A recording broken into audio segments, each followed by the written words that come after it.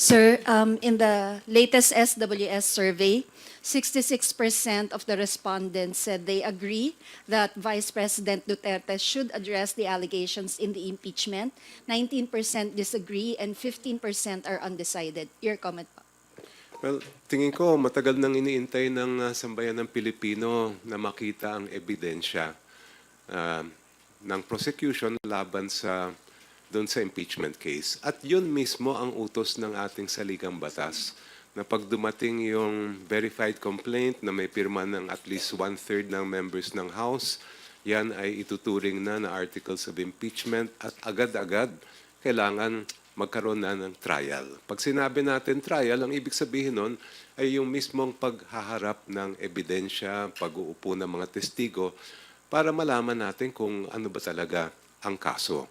Hindi lang, sa impeachment kasi hindi lang naman ang mga senators ang naghuhusga. Pati lahat tayo mga Pilipino ay judge din. Dahil, di ba, ang kasabihan natin sa konstitusyon ay public office is a public trust. And that trust must never be abused or violated. Thank you, Tina. Sir, isa pa po. May impact po ba yung public clamor sa Senate Impeachment Court and sa Supreme Court?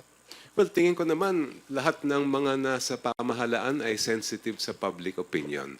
Whether they will admit it or not, that is always a factor, especially for elected officials. Pero para sa akin, talaga yung dapat mangibabaw dito ay ano ba yung utos ng ating saligang batas? At sa akin, malinaw yon. Conduct the trial now.